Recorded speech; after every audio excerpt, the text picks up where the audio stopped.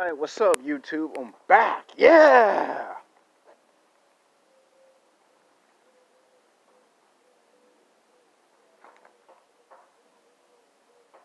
Alright, people. It's almost maybe an hour left before it's sunset. Now, this is supposed to be tonight's YouTube video, so it's going to be starting tonight, and then it's going to head until tomorrow. So I decided I want to film tomorrow's video, today's video, and still be able to conserve energy and build up my second sports channel, so you guys won't be getting too many videos on this primary channel because, one, I am running out of space. Two, I have a reserve channel that has a lot of space, and then I have a sports channel, which begs the question, should I make another channel for my primary channel? And I probably am going to make another channel, but that won't be until the end of the week, and I haven't decided, should that be when I make television reviews, movie reviews? So I am going to do that. Alright, this one is going to be part 3 in my movie series of summer blockbuster movies. Part 1 was talking about the top 6 movies. Part 2 was talking about the top 9 movies. This one's part 3. And you know what they say, you go in strong in the paint when you play basketball. You can play around in the first quarter. You can kind of take the basketball game serious in the second quarter and the third quarter, but it's the fourth quarter where you show up and rise to the occasion and do, as they say in all sports, close out the show, close out the game, give a big, strong finish. So we're going to call this sex game the top 10 television and movies of mid to late summer, fall, from 2020 to 2024, part 3. Now, I apologize to my audience and my new audience that is a long title for a video. It's part 3 in this series. Sometimes I make 2 videos. Sometimes I make 3 videos, 4, 5, 6 videos. Very rare that I make a series that lasts 6 to 7 videos. This just gets 3.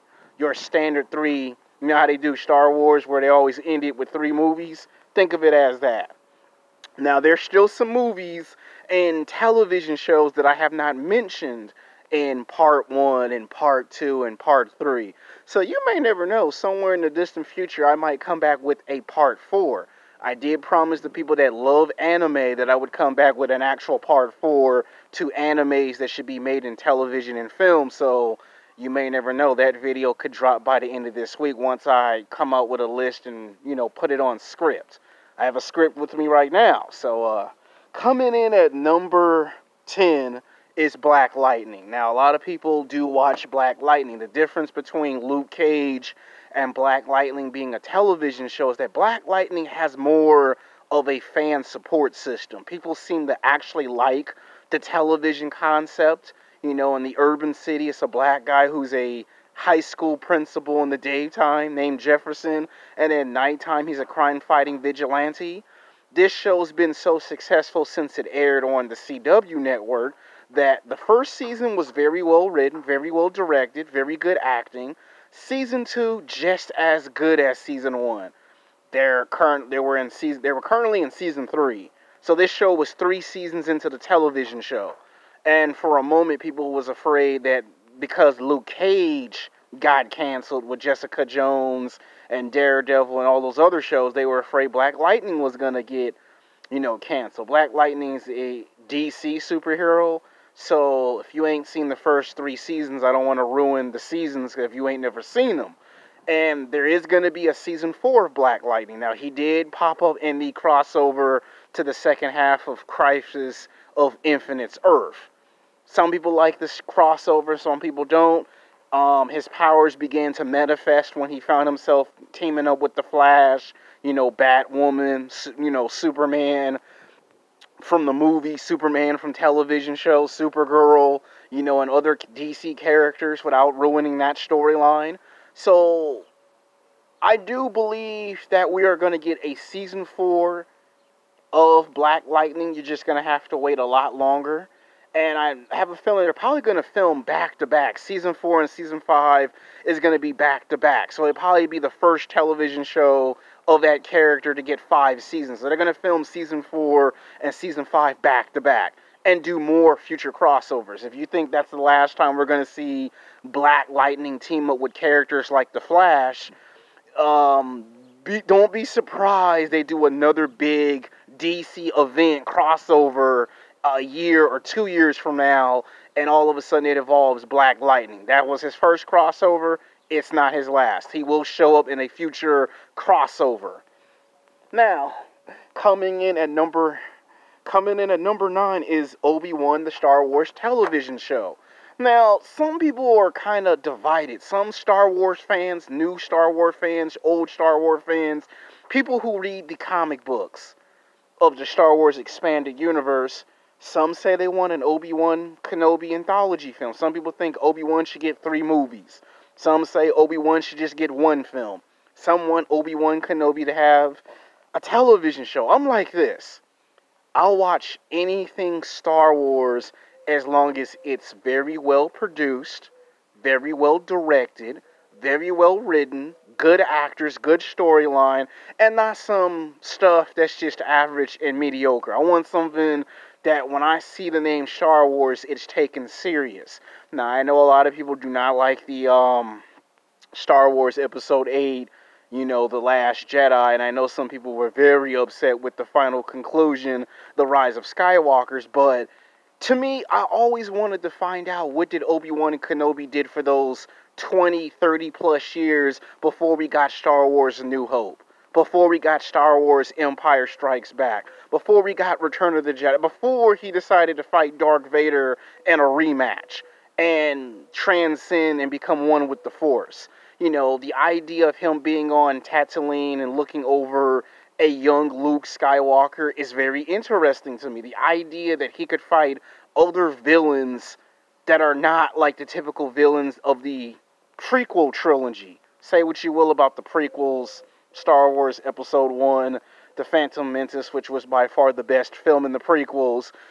Say what you will about the Attack of the Clones Episode 2, but to me, Revenge of the Sith was by far the best one. You saw Obi-Wan Kenobi in his prime. And if you take Ewan McGregor, who plainly plays that version of Obi-Wan, not only we get to see some more of his Force abilities and him become one with himself and meditate in the Force, you could have Yoda in the show or in the movie, and I think this was something that my dad said that they could have done. They could actually find some way that if you make it into a television show, make it 10 episodes. You could stream it on Disney Plus. Season 1, Obi-Wan Kenobi, 10 episodes of a television show. I don't care if it's a television show. I don't care if Obi-Wan Kenobi gets 3 movies or 1 movie. You could do half and half. You could do 10 episodes a season in a movie. Half and half, if that's too confusing. And I'll still go support and watch a Star Wars property. The Mandalorian, don't tell me about Season 1 and Season 2.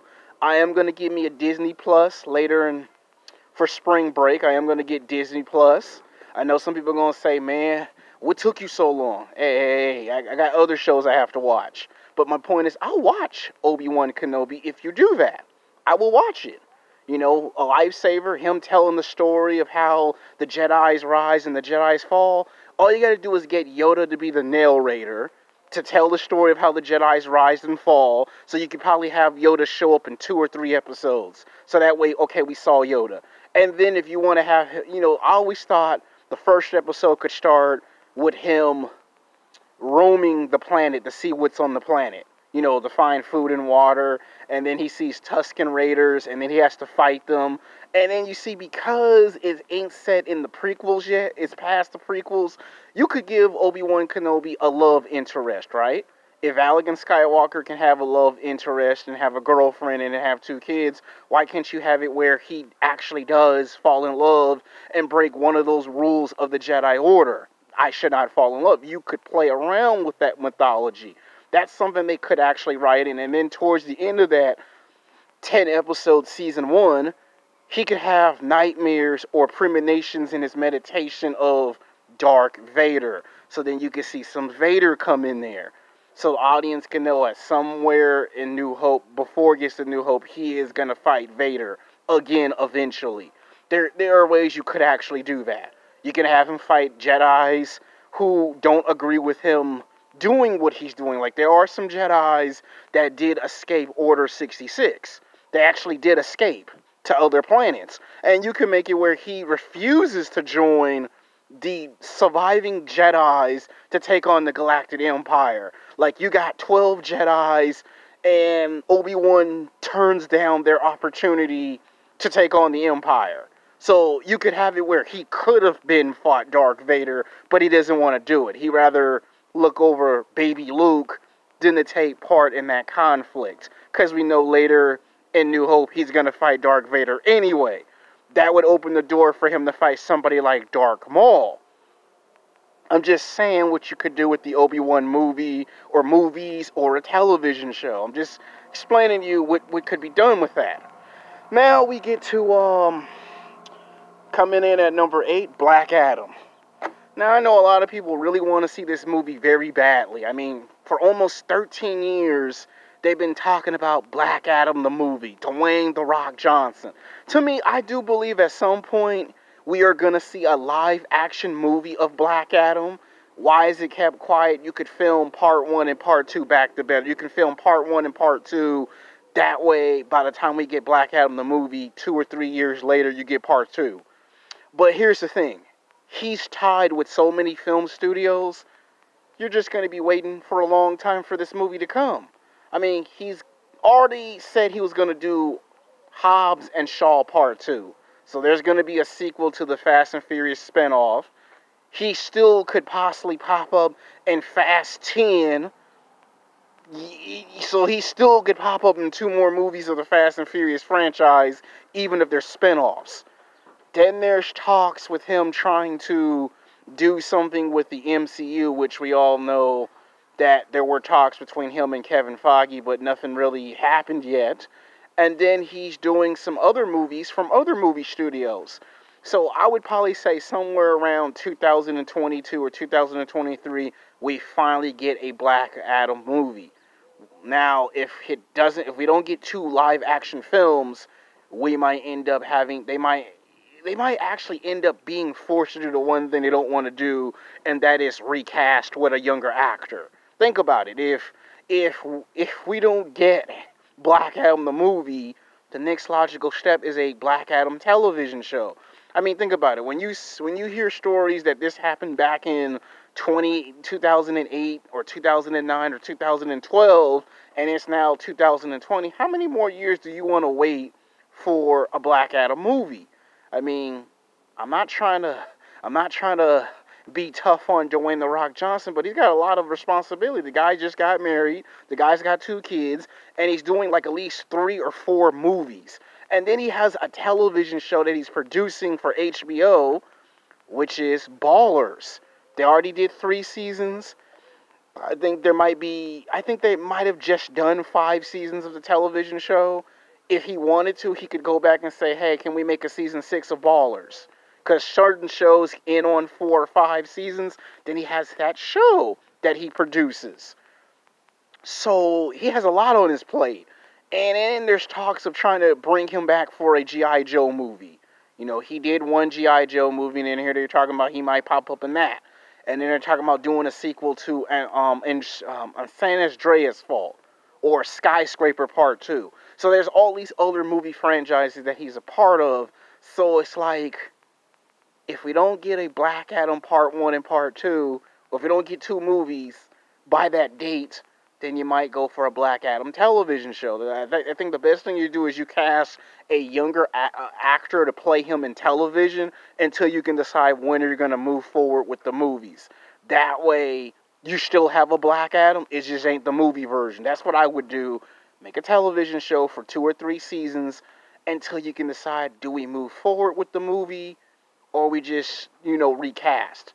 And I'm talking about do one for television. Like, you can have a younger version of him pop up in season 3 of Teen Titans, just so the audience can stay, glued and connected to that character. So when you get to the movie, you can have it where he already has his powers, we already know who he is, and we don't have to go down the origin story, because a lot of people get tired of these origin stories and just want to get to the, the story of how the character is.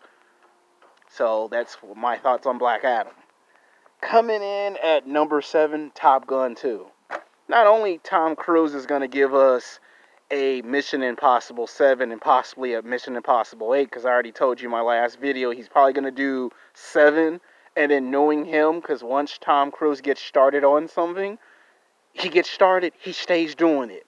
He might do a 7 and an 8 back to back. And then because it's Top Gun 2, don't be surprised they turn around and tell him, you want to do a Top Gun 3? You do know for a fact that actually happens. When he did Jack Reacher, he did part 1, turned around, did a part 2, and then there were talks and ideas to do a part 3. And he always is entertained by those ideas. Like, people are still waiting for Edge of Tomorrow part 2 to come out. And he really wants to do that movie. Out of all the movies, he really wants to do that sequel. But you're getting Top Gun 2. Don't be surprised if they turn around and say, yo, Tom, you want to do a Top Gun 3? Knowing him, he probably would say yes to it if it's a good story. So, moving on. Coming on the list at number 6, Deadpool 3 or a television show. Now, here's the thing with Deadpool. I like the first film. Very well written, very well directed, good story, good versus bad, not exactly your traditional superhero or action hero. He's more of a dark nature character. He's kind of like Punisher. He's kind of like Blade in a way. He stays to himself. If he teams up in the group, it's a small, limited group. He's the superhero that can't be with the X-Men or the Avengers because he's too over the top, too extreme, doesn't do things the way they're supposed to do, does things outside the box, but he takes the comic comedian with dark humor, yes, dark humor, and does it. Now, to me, if you go with a Deadpool 3 and you're trying to get him to be a part of the Marvel Cinematic Universe, there are so many ways you can bring his character together. If you pair him up with Doctor Strange, he can provide the comedy, why Doctor Strange provides the action and the adventure and the excitement. You pair him up with Spider-Man, to me, the only way that works is if he's a character that Spider-Man has to come to because the big name Avenger superheroes are missing in action and there's no one for help. That's the only way I can see him pair up with Spider-Man. And that might, it might be too much of a stretch. If this was like you were bringing in, let's say, Captain Marvel, which I didn't mention on this list. And I probably will mention it as a bonus, so don't be surprised or shocked if I get into the bonus. To me, Deadpool, if you could bring him in, it would probably be Doctor Strange 3, and I'll tell you why. Because you need it to where there is a villain that Doctor Strange cannot combat with his powers, and he needs someone for extreme situations. Like, Deadpool is a character you bring in when you can't get the Avengers, or you don't have the Fantastic Four, or you don't have the X-Men, and you need someone at the last minute. Like, hell, if you did Black Panther 3, I could imagine you do a story where Nick Fury brings him in and says, I had no other choice. Like, that would be the best way to write him in, is you make it, I would say Captain Marvel 3, I think you would probably do that with Deadpool. You make it where she's annoyed by the fact that he talks too much. And she looks at Nick Fury and says, why did you bring this guy in? And Nick Fury goes, he was the only superhero I can get. And she goes, he's not a superhero. And you could have some funny scene where he irritates the hell out of her. And she go, I can't believe I have to work with this guy. That would probably be, like, to me, and I hate to say it, he's going to be like the Hulk. Think about it. Hulk doesn't get no solo movies, right? Hulk only had 2 movies, right? And they had to pair Hulk up with other characters in the Avengers. Well, I think that's what's going to happen with Deadpool. Even if you make a Deadpool live television show and you put it on Disney Plus, it would be good because you still get the Deadpool that breaks the fourth wall, where if you have him in the movies, you can kind of have him bend and break the rules every now and then. That's what you do with Deadpool. Now coming in at number 5, the She-Hulk. We're going to see the Hulk again, right? You know, we all agree that it's better to see the Hulk with the Avengers than to have him have a solo movie, because the rights is owned by Universal, of course. And if you do the She-Hulk, it would make sense to have the She-Hulk in there. I mean, Jennifer Walters, the cousin of the Hulk, a lawyer by daytime, superhero, crime-fighting vigilante at night, turns green, has his powers and abilities. To me, you could make She-Hulk just like Jessica Jones, where it explains how she got her powers. Like, you can have her narrate her own story. You can have Bruce Banner, the Hulk, in there for the first 3 episodes. If that's too many episodes, you can have him in there for the first 2 episodes. Maybe the season finale, he comes back to help her fight a big-time villain. You know, you create a female version of the She-Hulk for the She-Hulk to fight. That way, it's okay. It's the final episode, 10 episodes or whatever. She needs help. That's the best way to do the She-Hulk. And then that's how you would bring her into the Marvel Cinematic Universe. Of course, somewhere in that show, we would see the Red Hulk.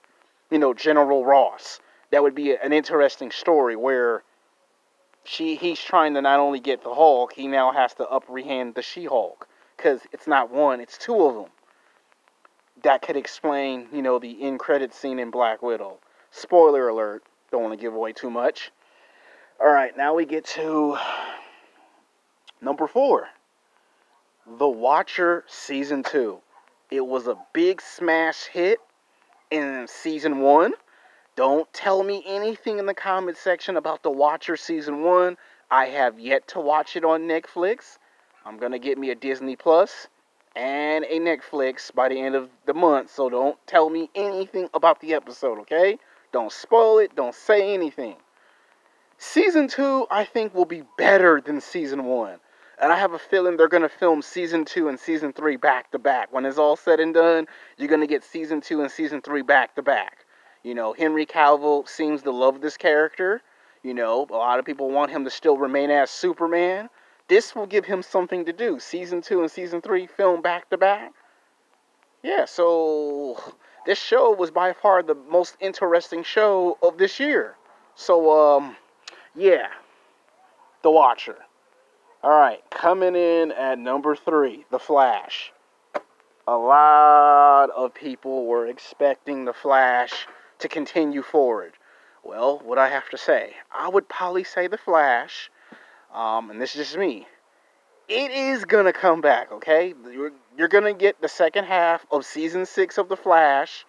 I promise you, you're gonna get the second half of Season 6 of The Flash, and they're gonna film Season 6, and they're gonna do Season 7 back to back. So you're gonna get the rest of Season 6, you're gonna get Season 7, and you're gonna get another big crossover with The Flash and another hero. They already confirmed Stargirl and The Flash are gonna cross over, but I also told you in the beginning of this video, like 20 minutes ago, don't be surprised if you see a crossover with him in Black Lightning and other characters. So he might cross over twice with other heroes.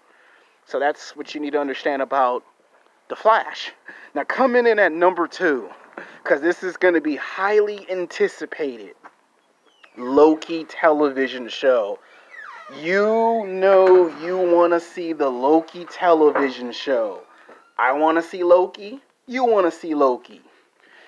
The people who saw the first Thor film. Now, I know Thor Dark World was a shitty-ass movie, and it really wasn't that good, because whenever I bring up Thor, the Dark World, to people at my job, at California Disney Adventure, they look at me like, man, that movie sucked, man. That was the worst Thor movie in history. Even the actor Chris Hemsworth will tell you that movie was kind of disappointing. But the best parts of that movie was Loki. You can't tell me that the first Thor film was good because of Loki. Loki was the reason why the first Thor film was good. Same thing with the second film. If there was anything funny about the second Thor film, it was because of Loki. Of course, I like the part where Chris Hemsworth is fighting the giant robot monster, and he does his little tough guy act, which was Thor. The third film, again, is because of Loki, and he was the main villain in the Avengers. And just the idea that they took that version of Loki and have him mess with time, don't be surprised that if they do pair Deadpool up with someone, it could be with Loki. Think about it. At the end of Deadpool 2, Deadpool's messing with time himself, right? Yeah, and what is Loki doing at the end of Avengers Endgame? Messing with time itself. If you got two of these characters and you let Deadpool pop up in an episode of Loki, you'll get the hugest ratings in history. I'm telling you, Deadpool and Loki, I'm calling it. Somewhere in the movie or in a future television show or in their own shows, you can have them play with time. Think about it. It'd be like a funny parody, but you could do things that make sense. Like Deadpool does things to anger and upset Wolverine, and Loki does stuff to upset his stepbrother Thor. Come on, this is gonna be highly anticipated. Loki. Who? Tell me who doesn't want a Loki television show? If you say no, you must be crazy. Coming in at number one, the number one watch television show. It might take a year, it might take 2 years, but this one will be the best one by far. WandaVision. The fact that the actress said that her character is by far the most powered female character in the Marvel Cinematic Universe. She destroyed one of the Infinity Stones before Thanos reversed time with reality and killed Vision in the movie. And the fact that we got to see her character in the second Avengers movie, of course, end scene of Captain America Winter Soldier, and then in the second Avengers film, the actress gets to come back and play her character. And the fact that she got to be in Captain America's Civil War, and then to turn around and be in Avengers Infinity War and Endgame. So she got to be in these movies. And the fact that she got to because you gotta remember, even though she tried to beat Thanos, I think she and other characters got erased, and she's gonna have her own show. And what's so good about this is it ties into Doctor Strange 2: World of Madness. So she gets her own television show, and then she's gonna be a big part of that movie. She's gonna be the main reason why realities get destroyed and gets morphed, and Doctor Strange is probably gonna be the one having to come show her how to control her power. So she gets super powerful, but he has to, it explains why in his movie, reality is being destroyed, the fabric of reality. And I'm willing to bet my money that her television show and his movie goes in conjunction to what happened with the Ancient One said in Avengers Endgame when she told Bruce Banner after she knocked him out of his Hulk transformation that if you don't put the stones back, you could cause that reality to collapse. So I'm pretty sure they're going to have to take some references and Easter eggs from Avengers Infinity War and Endgame and kind of sneak them into both the television show and the movie. So it's going to be nice to see some part of her show into his movie. And I think that's going to make you want to watch the television show, and it's going to make you want to watch Doctor Strange 2: World of Madness. So these are by far the best movies and television shows. Some of them, half and half, could come out between 2021 and 2022. The rest of them might end up coming out in 2023 and 24. And of course, the bonus, Captain Marvel. There's going to be a Captain Marvel 2. They already said that they are entertaining the idea that if they pair her up with Wolverine, you do that, it'll be a badass movie. People want to see Wolverine come back. To me, if you make Wolverine get 3 solo movies by himself, that's the thing to do with his character first. And then you introduced him in, so that way people kind of already know who Wolverine is. If they bring Rogue in, it's because of the 1990s X-Men cartoon. Because that's how Rogue got her power, by taking the power away from Captain Marvel. Which, I'm actually going to be cheering for Rogue, so they put Rogue in there. I'm only going to be watching the movie because of Rogue. I know some people, don't even like the first movie, but the only thing about that is when they pair her up with other Marvel characters, she do seem to be a likable character. So that's a bonus.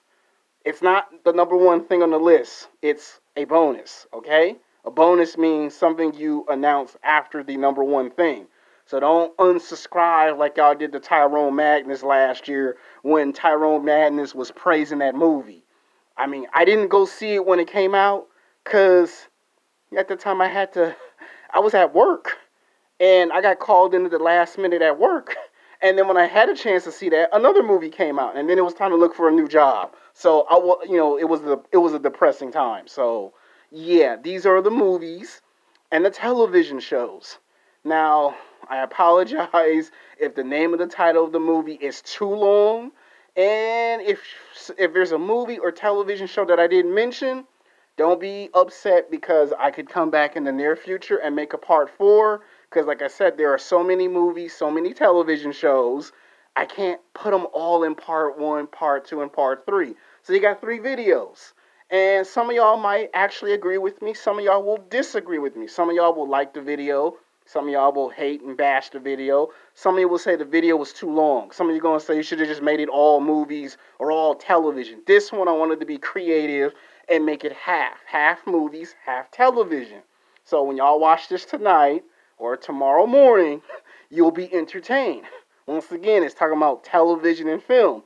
I ain't talked about sex and dating yet. I took a break from it. So y'all should be happy that y'all getting 4 or 5 videos that ain't really talking about no sex and dating. I'm trying to take a break from that and try something new for once. Until then, peace.